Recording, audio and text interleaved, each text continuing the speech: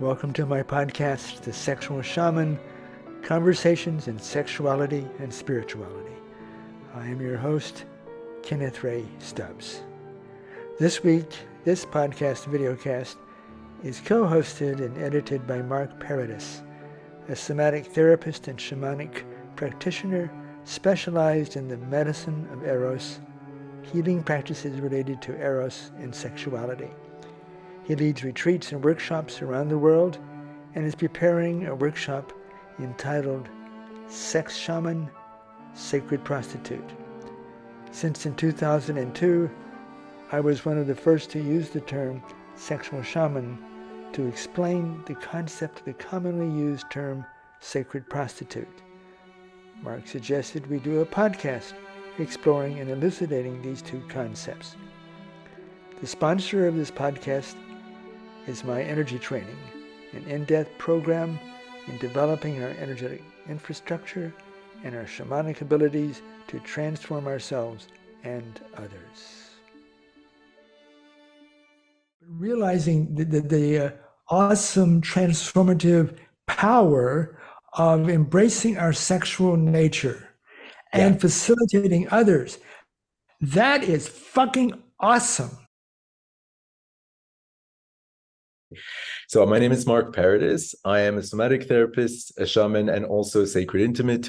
The work I do, I call it the medicine of eros, which is really helping people to awaken the healing power of their sexuality and also heal through sexuality. So I mainly do workshops for men, but also for all bodies and courses one-to-one. And this topic came up recently, which is sex shaman, sacred prostitute. And I thought there would be no better person to chat with than someone who's been a teacher of mine for a very long time, one of the people that's been the most influential in my path, and that I'm very proud to call one of my teachers, which is Kenneth Stubbs. So Ray, I'm really excited to be talking to you. Would you take a minute to tell us a bit about yourself and about your rich journey on this land and on this field? My background, I grew up as a Southern Baptist, raised American South. As you can see, I would fit in the Caucasian category. Escaped as soon as I could, and got a master's degree at the University of Wisconsin in sociology, and ended up eventually doing my hippie trip and ending into San Francisco in 1973. And I went to massage school, felt like this massage profession was really in denial of sexuality. Remember, it's 1973, the countercultural hippie days were in full steam, starting to diminish to some extent or assimilate into the whole culture. And but San Francisco, I call sex mecca. It's not the only place it's awesome around sexuality, but it's definitely the more freedom-supporting places that I'm aware of. And I started to teach something I called erotic massage for people of all sexual orientations, and which basically was massage for the whole body, including the genitals, which was not common at the time. And I taught that for a number of years, 15 years before I had a neck injury in 1991, became quadriplegic, and I had to shift from teaching because this manually I'm not capable of doing that anymore. And what's so relevant here is I envisioned, edited, and published a book called Women of the Light, the New Sacred Prostitute. What I was really interested in was what I was labeling as the reintegration of spirituality and sexuality. Remember, I grew up in a rather fundamentalistic background where sexuality and spirituality were on opposite ends of the spectrum, and one led you to hell and one led you to heaven, depending on which focus you were focusing on. And it's an oversimplification, but that is sort of it. And I felt, no, there's something really off with that conceptualization. And as I started teaching erotic massage around North America and Europe, I my understanding, my conceptualization, also while studying Tibetan Buddhism, as well as metaphysics, and eventually also shamanism, was that the sexuality and spirituality were not in opposition. That, but I would say this to people, my life is about the reintegration of spirituality and sexuality. And it felt like we're going one ear and right out the other, like it was not sinking in I'm living in San Francisco, very, very hip people, very aware. It just felt like it was not sinking in. And so I came up with the idea of having a book where individual practitioners who were involved in sexuality, but coming from a spiritual place, and their involvement in sexuality included a somatic approach, meaning touch with the human body in some way, and a financial exchange for that facilitation. So to get the idea across, I mainly focused on inviting women whom I knew, although I knew men and women that would fit in this category. But I thought you convey the idea more completely, more easily with that perspective, focusing on 9 women sharing how they came to do what they had to do, which is a wide variation of activities, everywhere from being a nurse, facilitating a quadriplegic patient with having an orgasm experience, to a swing party hostess, to Betty Dodson, who was teaching women how to have orgasm with the vibrator, and just a wide variety of people who fit that category of somatic approach with financial exchange for sexuality, but coming from a really aware, conscious, spiritual perspective. And I asked these women what had they read? How did they come to some of the perspectives they have? And one of the books that came up was a book by a Jungian analyst, Nancy Qualls Corbett. The book was entitled The Sacred Prostitute. And in that book, she gives us a little scenario of the ancient temple priestess. The warrior comes back to the homeland, and he, of course it was a he in this context, you fight a war, you're full of the horrors of war. So the idea was to sort of wash away the horrors of war by visiting the priestess and the temple. Then you come into the community sort of without those horrors of war in you.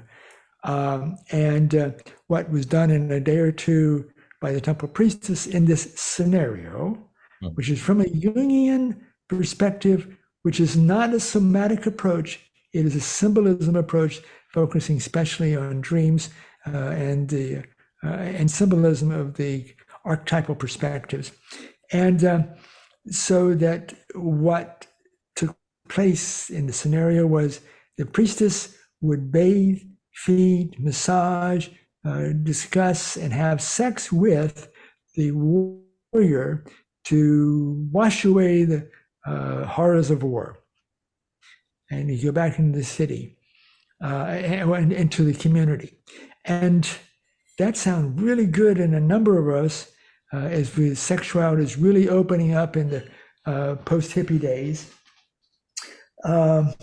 This was, the time I did the book was around 1990.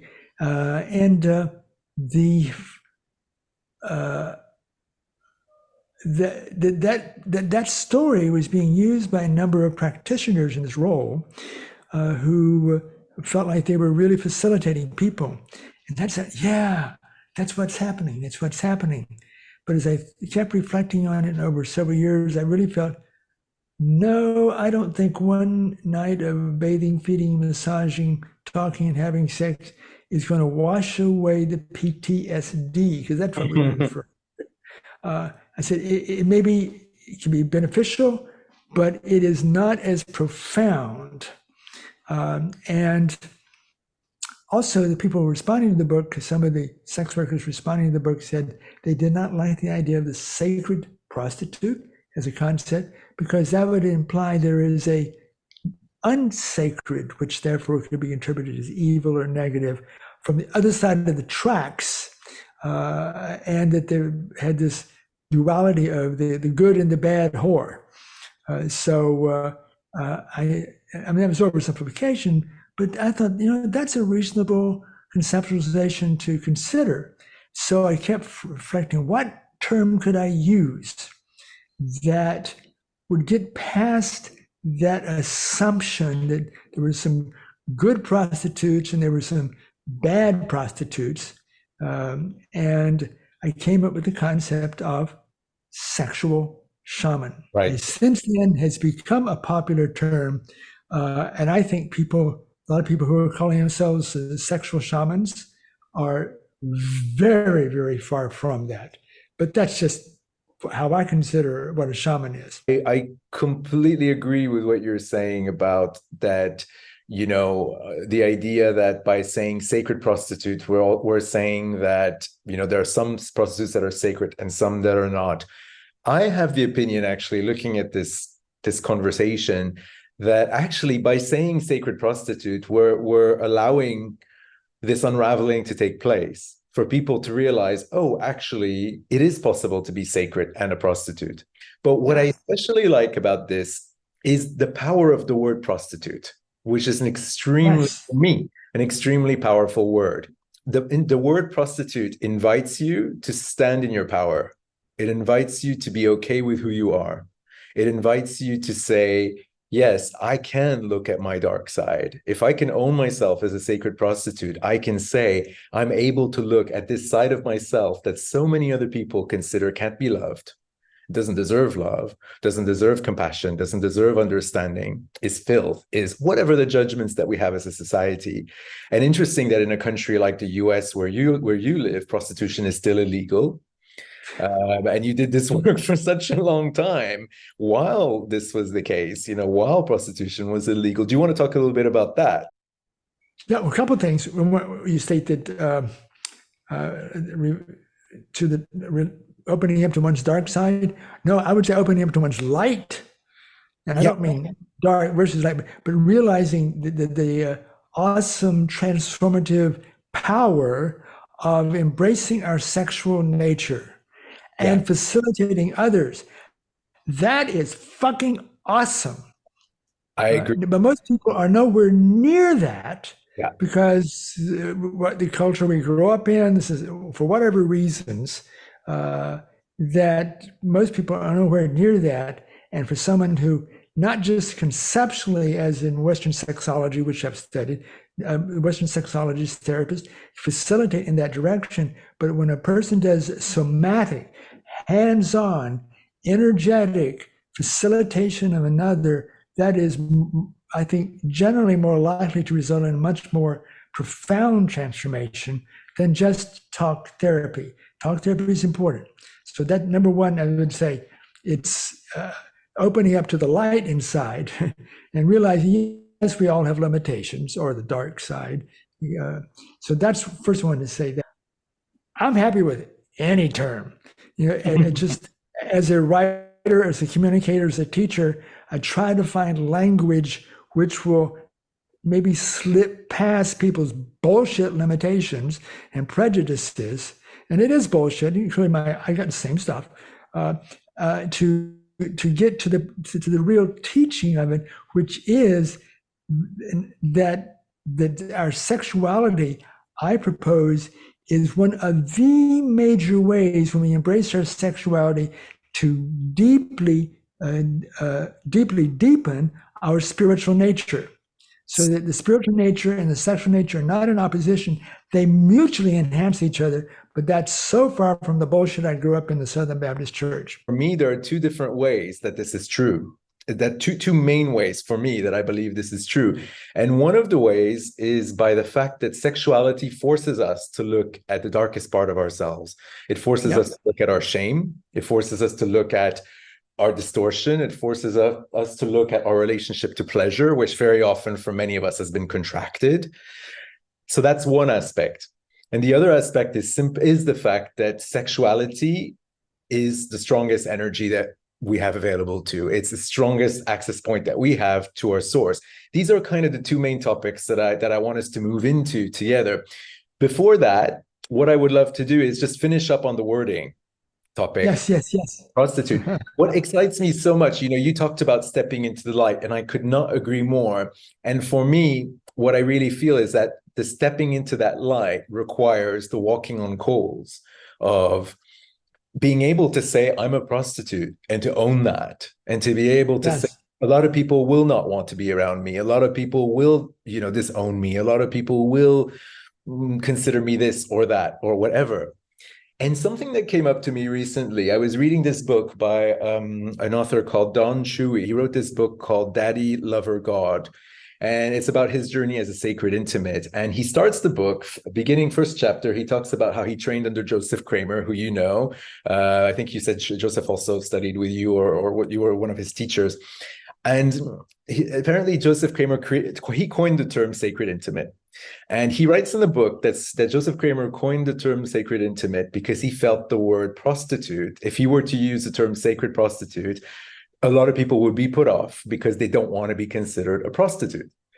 And so that really kind of made me realize what an opportunity it would be to use the word prostitute and to say, for me, it invites us, probably actually forces us to take that extra step. And to say, first of all, I will look at my shadows. First of all, I will look at the part of me that's willing to break the rules of our cultural norm, that's willing to step up and say, okay, I don't care what you think. But also the part of ourselves that values our sexual energy. Because a prostitute needs to know to value their sexual energy. And to see the value in that sexual energy is, I think, one of the main components that allows us to be a sacred prostitute, and to really stand in that and say, my sexual energy has a value for you right here, right now. I like your approach to say, look, own that you are a prostitute. Whatever you have going on regarding that term, just go into it, embrace it, and move beyond that limitation and call yourself whatever you want. But right now, if you get charged on that concept and being labeled that, you ain't going to be a very effective facilitator around sexuality. You've got to embrace your sexual nature and what people think of that. Yeah, I'm finding myself in this culture where there are a lot of people doing sex work, especially when you think about the explosion of the OnlyFans phenomenon, where anyone right now turns on a camera, has a bit of sex, films it, puts it online, and charges $10 a month. And they'll have how many hundreds, thousands of followers, democratizing the sex industry from the porn studios to something that can be done at home. The world has massively changed. And I see this explosion and I think, wow, what a missed opportunity, because there are all these people owning the fact that they're selling their sexuality, but what's not being spoken about is the power that is underlying there, and that we can truly grasp and go, look at the power that's available here when we connect to someone sexually and there's an exchange of money happening. And that's what I'm hoping that exploring this theme in this way today, or in this realm today, in this world, can allow us to unlock. Because a lot of these creators, these porn creators, a few of them reach out to me and they say, wow, I love what you do. I want to learn a bit from you. This idea that we can start to merge all of this together, the ideas of healing with the ideas of simple pleasure, and the idea of owning our sexuality. So I think this is a really good time for us to be bringing these topics together. It's real easy to be negative around sexuality. It's a powerful, powerful force within us. And sometimes we don't know how to deal with it. And our society in general doesn't really facilitate us dealing with it openly, honestly, and fully. So it is a force to be reckoned with. Yeah. And how do we do that is the question. What is the difference between a shaman and a sacred intimate? I was thinking about this question today, and I was really reflecting on the concept of shaman. And I think I would put three categories of people in a shamanic role, either traditional shamanism, as in like in Mongolia or in the Andes, or contemporary shamanic practitioners, Western consciousness folks raised in the university, and then came to find that there's something more than what was taught in the university. So, and then evolved into more of a concept of shamanism. But I think so. Three categories. One is some people I would consider to be energy manipulators, which could be the quote unquote dark side or the occult side of relating to energy to manipulate others. And I think some traditional shamans do that. And I think a lot of contemporary shamanic practitioners do that quite unconsciously, but still are functioning that way. Then I think most contemporary shamans, I'm trying to make a distinction here. I can't answer it simply though, because I really think about this a lot. I would call vibrational shamans who are able to facilitate raising the frequencies, but also capable of working with what are called the spirit world, different types of beings that are not physical. One of the main characterizations I keep finding among Western shamanic practitioners to say, when they characterize shamanism, a shaman is someone who's able to relate to the spirit world and uses the spirit world, meaning other types of beings, to do the gain access knowledge and to facilitate transformation. And I think there are a number of shamanic practitioners who are able to do that, but the perspective is that once as the shamanic practitioner, if you get to the place where you are not just calling in, to use the language, the assistance of other types of beings, but actually able to vibrate with the same energetic abilities of them within your own energetic ability structure, and to function like that yourself, that's what I consider to be the energy shaman. And another factor here in terms of a sexual shaman is that, gosh, I don't know how to answer it simply, that for a person to be a shaman, they have to be able to vibrate like the energetic patterns of, let's say, the client. Yeah. To perceive the client, vibrate the same patterns, so they go into simpatico, they go into a oneness state. And then the abilities of that shaman become available to the other person, the client, to transform, heal themselves. Yeah. When people think of the shaman as doing it to someone, and to the extent that a person really sends energy or injects energy into someone, they're going to be depleting their own energy. So that to me is a short-term gain.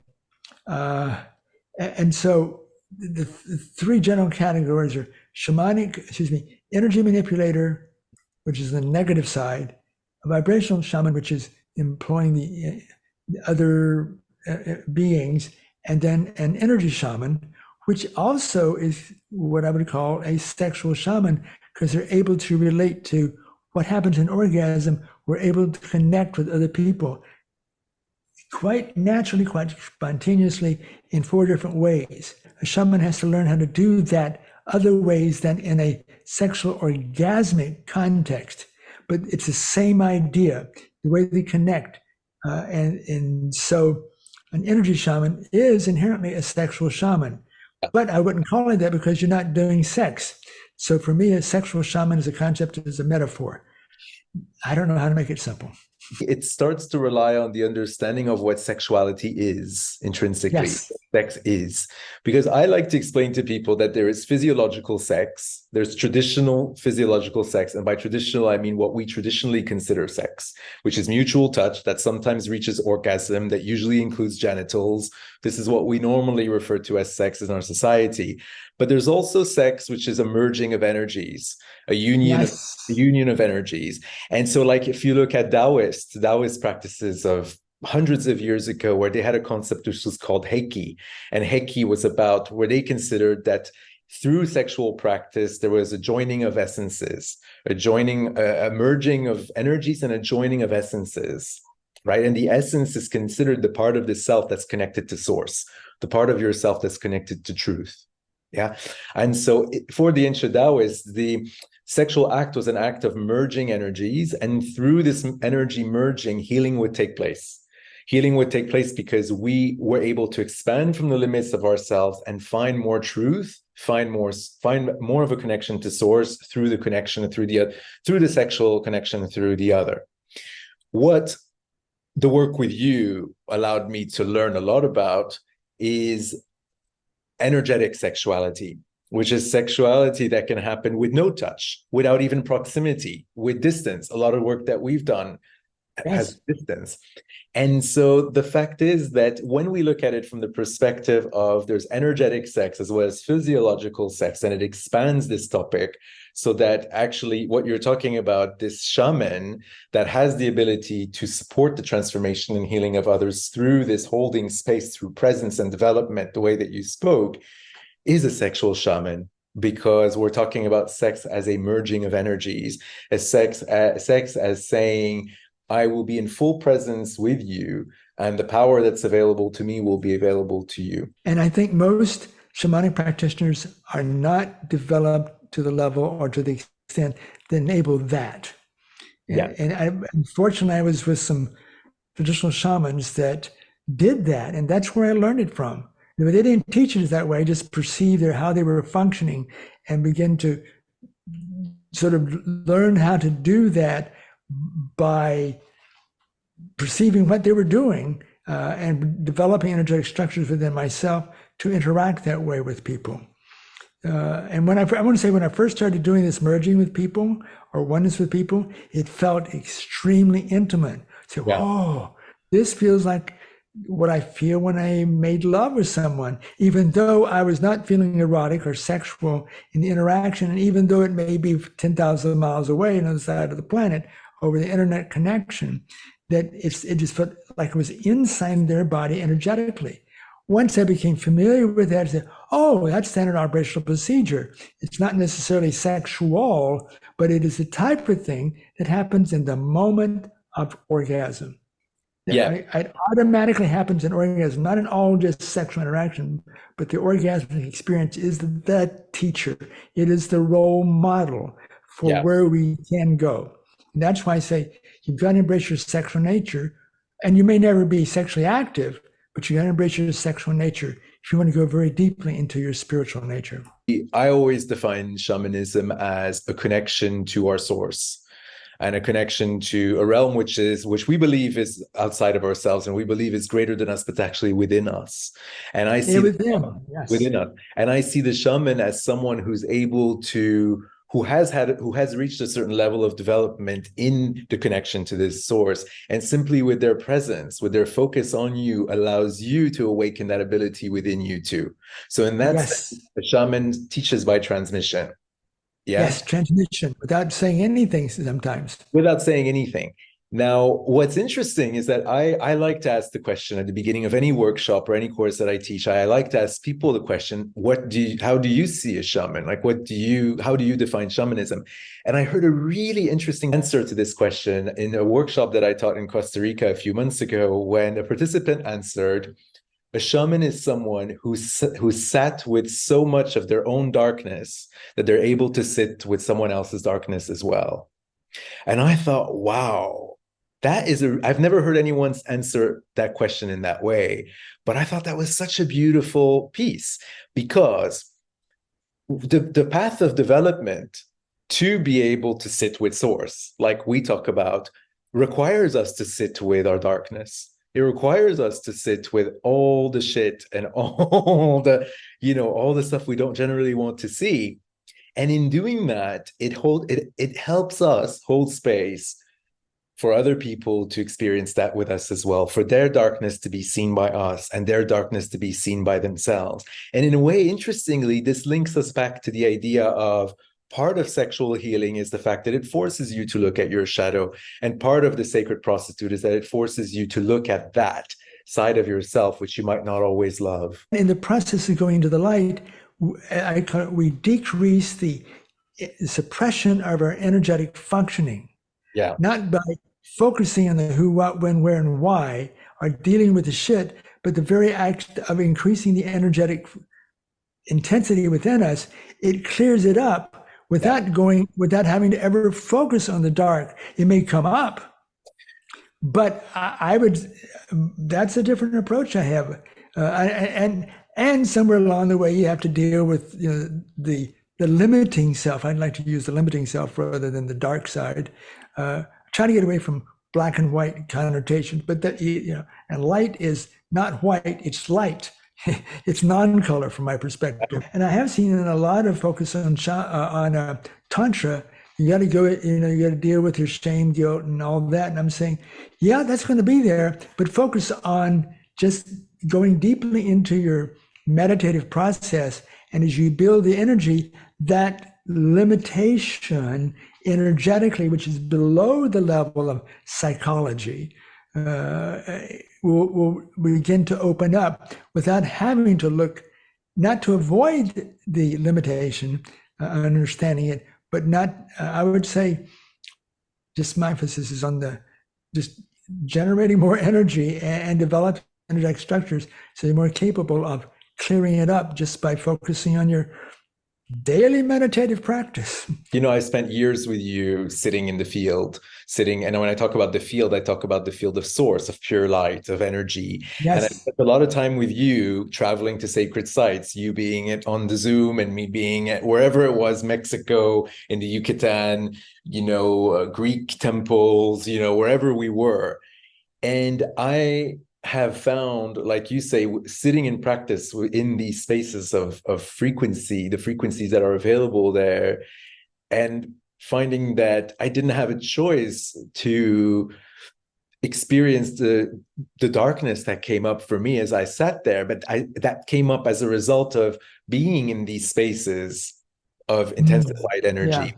But the difference was between that and, a usual shadow workshop, which, I teach shadow workshops, so I have nothing to say about them. But the difference for me is that in those moments, in those spaces, I always felt like I had the resources within me to be able to sit with that, whatever came up, whatever darkness, because I felt I might be facing something very dark, but I'm also connected to source at the same time. Yes. That's an extremely empowering thing. And that's the big difference, is that I can face this thing, this demon or this limited self, which I love that expression. But what helps me face it is the fact that I know I'm connected to something greater at the same time. Yeah. And even get to the place of feeling like that's something that I want to do, to go to this expanded self.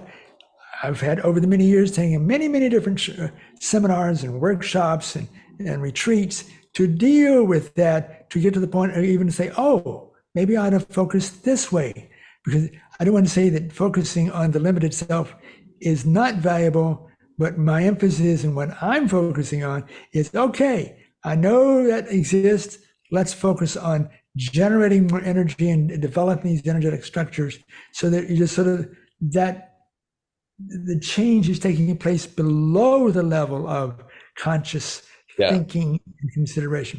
That's just a difference in approach for me at this point in my life. And I've done the other stuff too in the past.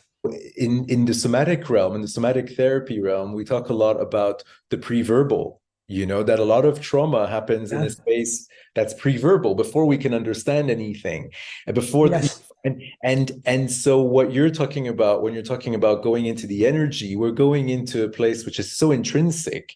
It's beyond anything verbal, beyond anything of the mind, beyond anything that is of the limited self, because it's actually the source of all, really. Yes. And that's what I think is so important about this work. I think the difference between you and me is that I like watching people suffer. So It will reach different people. I remember back in the 60s and the 70s, a lot of people get together and do talk groups. And after a while, it started to feel like, and even in my first sweat lodge I attended, you feel like, oh, now I can complain and make other people listen to me while they're sitting in this hot sweat lodge. And they just have to suffer through it. So I'm suffering. You're going to have to suffer too. And I'm sitting there. Please. Okay, good. I would stick my finger out underneath the dome so I could get some cool air on the finger while the person was complaining, for 10, 20, 30 minutes. So, okay, I've heard, thank you, please move on. But some people like to wallow in the misery. Yeah, but so I want to try to get beyond that. And that's why I bring in so much energy work when I'm in these practices, because there's a place where, yes, it is useful to sit and look at our darkness, and there's a place where it's better to stop, and there's a place where it's better to just go, okay, we've done enough, we're moving into wallowing territory now, it's time to stop and move beyond the words. And actually, most of the people who come to work with me are people who said to me, look, I have a long history of sexual abuse from my parents or whatever, and I've spent 30 years in talk therapy. It's time for something else for me. It's time for something else for me. And that's where this comes in, this ability to go into something that is beyond the limitations of the mind. Because I see so many people come to me and say, well, the talking has helped. I know that there's something else. And that's where this work comes in. And I would say is when a person studies with you, given your energetics, a lot of that's happening, even though you may be doing different methodologies than I might focus on, because I'm quadriplegic, so I can't teach a somatic anymore. Not really. And so, because the way of your energetic development is just being in your energy field will facilitate a lot of people, and they have no idea it's happening. No idea. They just know that they feel different. And it's being in the energy field of a highly vibrancy person as I perceive your energies are. So regardless of what methodology you used, just being in the energy field with you will facilitate a person is my general summary. When I teach a workshop and people come to my workshop, one of the first things I say every time, almost like clockwork, is I say to them, if all you did was come here and lie down for the whole time we're together, whether it's 2 days, a week, whatever time we have together, if all you did was come here and just sit and be here, you've done 90% of what you've come here to do. You've done 90% of what you've come here. And that's because of your energetic abilities to do what you do. Without even doing it, you're being it. And I have had people who tune me out when I speak in the workshops. I have had people do my online workshops where they've admitted to me at the end that they turn off the volume when the workshop's happening because all they want is to be in the energy of the space, but they turn off the volume, they can't hear me. But there are people, and this I speak also for myself, because when I did my first Tantra workshop back in 2010, I was an interior designer who was very, very much in my head, not in my body whatsoever, living in London, very limited person. And the orgasm, and I'm talking about the physical orgasm, helped me get out of my head and into my body, because the orgasm is such a powerful energy that for that one moment, which for most people is 10 seconds, 20 seconds, 30 seconds, if you're female, probably, for that moment, there's this loss of self that happens where you're no longer in your mind, and you do get into the body.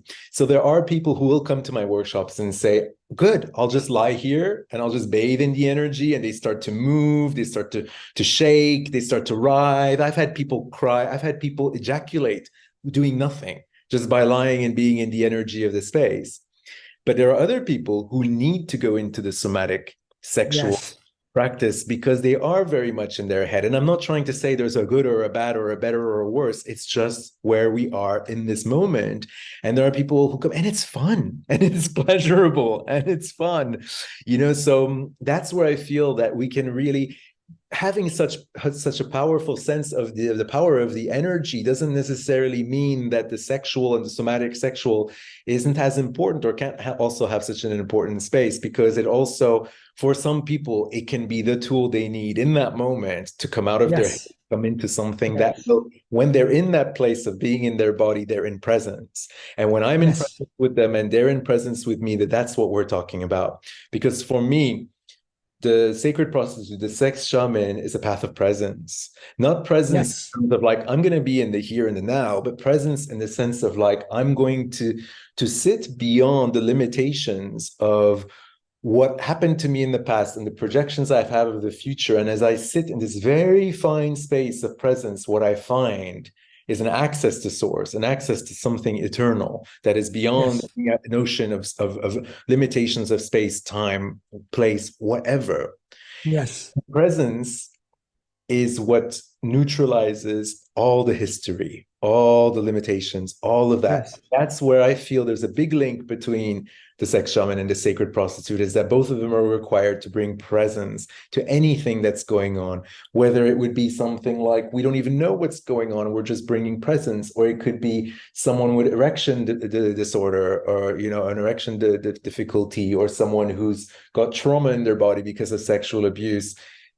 It's the power of presence in that moment. The next layer, as we discussed this, is love. And love is a word that I don't use very often in my languaging, in my work, because I'm afraid of often the connotations of the woo-woo, of love. But really, for me, what it comes down to is love. Like whether I'm a sex shaman or a sacred prostitute or a sacred intimate, part of my job is to hold a space in which people feel that every single part of them is worthy of love, that every single part of their being is worthy of receiving love, and for them to be able to believe that. And for me, as a shaman or a sex or a sacred prostitute or a sacred intimate or whatever the word would be, the number one way for me to do that is by finding love for myself, finding love for every aspect of myself. But I suppose what I really want to emphasize here as I speak this is, for me, love isn't the Valentine's Day emotional love that we're talking about, but for me, love is presence. And love is the ability to say, I'm going to offer you the best that I have. So when we talk about this energy merging that you're talking about, where you say the shaman, through this energy merging, offers all their capabilities to this other person to be able to heal and transform, for me, another woo-woo way of explaining that would be love. To say, I'm willing to offer you the best of everything that I have to offer.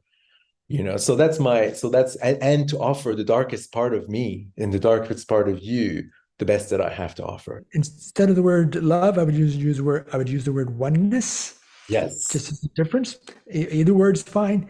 And also, since you summed up your sort of evolutionary, and I'm emphasizing the energetic now, I would say my evolution over time is going to be varied from different person to different person. Academia, hallucinogens. Then I felt the hallucinogens were open the doors of perception, but I needed to do something more, something different. That took me into my dreams and Jung. And after a few years of that, I felt like I wanted to go deeper. So I went to the somatic. It's so important for me to go to the somatic. Rolfing, Tai Chi, and going to massage school and teaching erotic massage. And that led me into Western Tantra, which felt too limiting. So it took me into shamanism. I thought that generally shamanism understands energy much, much, much deeper and better in general than Western Tantra. And then that eventually took me into a much deeper perspective of energy. So academia, hallucinogens, somatic, psychological, and then to energetic, somatic, and then energetic. That's just a quick summary. Whatever path it is for you, go where it goes, whatever is appealing to you at this point. Just want to sum that up. So how do you feel when people talk about the appropriation, the cultural appropriation of the word shaman? you have to remember my background in sociology. Cultural assimilation is the way cultures work. And so I don't get hooked into the appropriation. It's a concept that, and I will say, any spiritual tradition that thinks it has proprietary ownership over it ain't spiritual. So I just said, okay, thank you. I'll keep on going. And there's just concepts out there, and because of we travel around the world, we go across cultures, people interacting, there's going to be an assimilation of belief systems, perspectives. So I cannot get hung. I don't care about cultural misappropriation. Misappropriation, yeah, but what's misappropriation? And I've found a lot of people are using the concept of appropriation to simply beat up some other group as a way of being moralistically superior. And I say, yeah, okay, good, okay. I don't pay attention to it personally. That's my personal thing. Not that it's not an important question. It is an important question, but I'm interested in the spiritual, and wherever I find it, it's either going to be truthful or just going to be a cultural domination. And cultural domination doesn't interest me. I completely agree with you. And I also feel, for me, the way I answer that question is to say that talking about cultural appropriation is one topic, and my views on that are very similar to yours. And in talking about the cultural appropriation of shamanism is also, for me, another topic, because we're trying to talk about something. When we're talking about shamanism, we're talking about something that I don't think anyone can appropriate, because beyond the word shaman, that we know the origins come from the word saman, which comes from somewhere, the two-group Manchu language. Beyond the word shaman, the idea of shamanism as a person who's able to connect to certain realms, to certain powers in certain ways, that is, for me, intrinsic to humanity. It's not Yes. to one culture or to another culture, to the Mongolians, to the Native Americans, to the Peruvian natives, to whoever. It comes back to, this is actually intrinsic to humanity. And yes. so Yes. for anyone to say that they can have a certain appropriation or ownership of a concept that's intrinsic to humanity, I really think that we're going in the wrong direction. Bullshit. Exactly. I'm sorry, it's bullshit. Let's tell it like it is. It's just, more cultural domination stuff. And my perspective on this is that in all my teaching, I do not use one single ceremony I've learned from any shaman, Tibetan Buddhist, well, some of the approaches in Tibetan Buddhism, it's like I don't use your traditional ceremonies because I don't think they're very useful for a contemporary person. Not that they're useful, and I love going to other people's ceremonies and participating in them, but I go into the experience of it like that. I can go to an evangelical racist church and still get into the depth going on there, and I don't have to believe them, and I don't have to support their belief system. But the people are seeking the sacred at different levels in some very fucked up ways, but still they're seeking the sacred. So I can tune into that. And so it's the essence of what they're doing. That's what I teach, is the essence that I gained from some traditional shamans, particularly, and some Tibetan Buddhist Rinpoches. I love you so much, Ray. I just love you so much because I just love you so much for so many reasons. I just want to say that. Thank you. Thank you. And I love that with the experience that you have the ability to just say things I don't feel I can say yet at this point. But like you, I wouldn't use practices that have been taught to me by another person in another way in any scenario, whether it's a lineage like Buddhism or not. The bottom line is, if it doesn't come from my core, if it's not something I fully believe that is resonant with my essence, I have no interest in teaching it, and I shouldn't be teaching it. And so whether it's Tai Chi or Qigong or whatever it is, if it's not resonating deeply with my core, and if it's not something that's moving through me, that's wanting to be received by others, there's no point. And a lot of these practices that are held in lineage is a beautiful thing, and tradition is a beautiful thing. But the problem with some of this lineage and tradition, which I think you pointed to, is that a lot of it was established at a time where the world was a very different place, a very different time. And while some of those things might still apply today, we are in a completely different context, and we need to acknowledge that. And what needs to come through us in this context is what's the most effective for what's needed for the here and now, as we are today. One other thing, I do not call myself a sexual shaman. If I had to put a term, I've looked at that, I would call myself an energy dancer, for a lack of a better term. It steps outside the job category listings.